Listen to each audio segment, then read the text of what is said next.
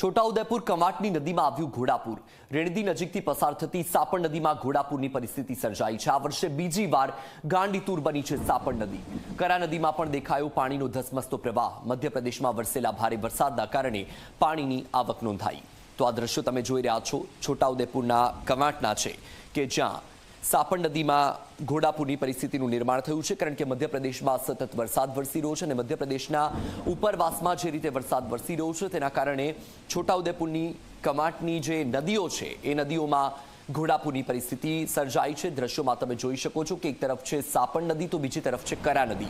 આ બંને નદીમાં પાણીનો ધસમસતો પ્રવાહ તમે જોઈ શકો છો। સતત ઉપરવાસમાં જે વરસાદ વરસી રહ્યો છે તેના કારણે આ પૂરની પરિસ્થિતિ સર્જાઈ છે। આપણી સાથે ફોન લાઈન પર સંવાદદાતા હકીમ જોડાયા છે। હકીમ, ઉપરવાસમાં સતત વરસાદ છે અને તેના કારણે કમાટની જે સાપણ અને કરા નદી છે તેમાં ઘોડાપુરની પરિસ્થિતિ છે। અત્યારે શું માહોલ, શું પરિસ્થિતિ? જી બિલકુલ વસ્તુ મેં આપને જણાવી દઉં કે છોટાઉદેપુરમાં છેલ્લા 2 દિવસથી ક્યાંક ધીમી ધારે તો ક્યાંક ધોધમાર વરસાદ વરસી રહ્યો છે। તેમજ ઉપરવાસમાં ગઈકાલે ભારે વરસાદ વરસતા જે કમાટ ખાતેથી પસાર થતી કરા અને જે સાપણ નદી છે તે બંને નદીની અંદર ઘોડાપુર આવ્યા છે। ત્યારે જે મોટી ટોકરી પાસેથી એક નદી પસાર થઈ રહી હતી તે દરમિયાન જે યુવતી હતી તે યુવતી ટેકરી પર હતી અને અચાનક પાણી આવી જતા તે યુવતી છે તે યુવતી હાલ ફસાઈ ગઈ છે। છોટાઉદેપુર ફાયર બ્રિગેડ પણ તેને રેસ્ક્યુ કરવા માટે હાલ ત્યાં પહોંચી રહી છે। જી બિલકુલ હકીમ, માહિતી બદલ આભાર।